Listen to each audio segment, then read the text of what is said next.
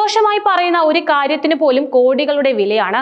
ഇന്ത്യയിലെ ഏറ്റവും മികച്ച സംവിധായകരിൽ ഒരാളായ മണിരത്നവും ഉലകനായകൻ കമൽഹാസനും 3.5 പതിറ്റാണ്ടിന് ശേഷം ഒന്നിക്കുന്ന തഗ് ലൈഫ് എന്ന സിനിമയിൽ സംഭവിച്ചതും അതാണ്.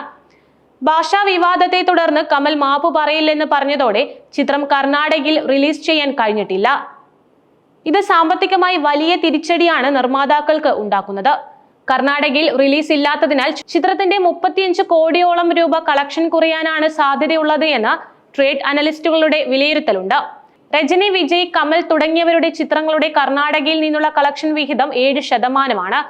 അതിനാൽ തഗ് ലൈഫിന്റെ വരുമാനത്തിൽ 35-40 കോടി രൂപ കുറവുണ്ടായിരിക്കും. കമൽഹാസന്റേതായി ഒടുവിൽ തിയേറ്ററുകളിലെത്തിയ വിക്രം 35 കോടിയിലേറെ രൂപ കളക്ഷൻ കർണാടകയിൽ നിന്നും നേടിയിരുന്നു. മാപ്പ് പറയില്ലെന്ന കമൽഹാസന്റെ തീർത്തും നിരുപദ്രവമായ പ്രസ്താവനയാണ് ഇവിടെ വലിയ വിവാദമായി മാറിയത്. തഗ് ലൈഫിന്റെ പ്രൊമോഷൻ പരിപാടിക്കിടെ കമൽഹാസൻ നടത്തിയ പരാമർശനമാണ് പ്രശ്നമായത്. വേദിയിലുണ്ടായിരുന്ന കന്നഡ നടൻ ശിവരാജ് കുമാറിനെ അഭിസംബോധന ചെയ്ത് സംസാരിച്ചതിന് പിന്നാലെയായിരുന്നു കമൽ കന്നഡ ഭാഷയെക്കുറിച്ച് പരാമർശിച്ചത്. എന്റെ കുടുംബമാണിത്, അതുകൊണ്ടാണ് അദ്ദേഹം ഇവിടെ വന്നത്, അതുകൊണ്ടാണ് ഞാൻ എന്റെ പ്രസംഗം ജീവൻ, ബന്ധം എന്നിവ പറഞ്ഞു തുടങ്ങിയത്.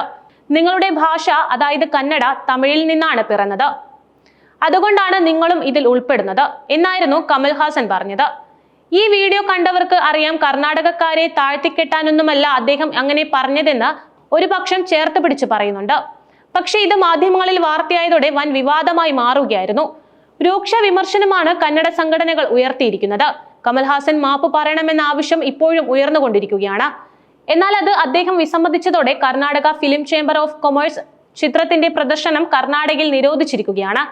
ഇതിനിടെ കമൽ കോടതിയിൽ പോയപ്പോൾ വലിയ തിരിച്ചടിയാണ് ഉണ്ടായതും. കമൽഹാസൻ നടത്തിയ പരാമർശം കന്നഡിഗരുടെ വികാരം വ്രണപ്പെടുത്തിയെന്നും എന്തടിസ്ഥാനത്തിലാണ് തമിഴിൽ നിന്നാണ് കന്നഡയുടെ ഉൽപ്പത്തി എന്ന പരാമർശം കമൽഹാസൻ നടത്തിയതെന്നുമാണ് ജസ്റ്റിസ് നാഗപ്രസന്ന ചോദിച്ചത്.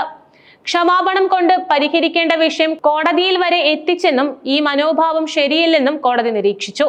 മാപ്പ് പറയണമെന്നുമായിരുന്നു കർണാടക ഹൈക്കോടതിയുടെ വാദം.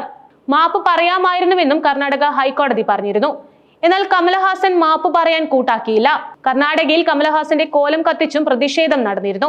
താൻ തെറ്റ് ചെയ്യാത്തതിനാൽ മാപ്പ് പറയില്ല എന്ന നിലപാടിലായിരുന്നു കമൽഹാസൻ. മാത്രമല്ല, കന്നഡ ഭാഷയെ ഒരു തരത്തിലും താഴ്ത്തിക്കെട്ടാനുള്ള ഉദ്ദേശം തനിക്ക് ഇല്ലായിരുന്നുവെന്നും കമൽഹാസൻ വിശദീകരിച്ചിട്ടുണ്ട്.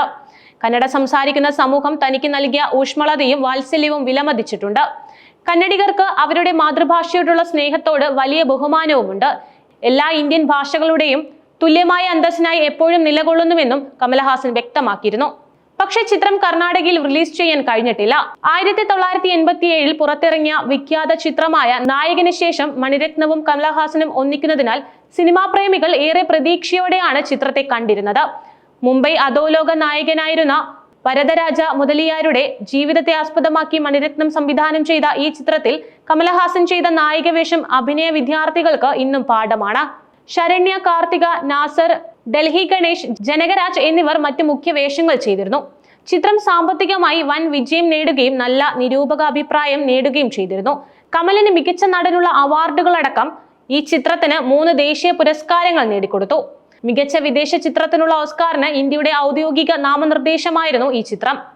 2025 ടൈം മാസിക എക്കാലത്തെയും മികച്ച 100 ചിത്രങ്ങളുടെ പട്ടിക പുറത്തിറക്കിയതിലും നായകൻ ഇടം നേടി. അതിനുശേഷം ഇപ്പോഴാണ് കമലും മണിരത്നവും ഒന്നിക്കുന്നത്.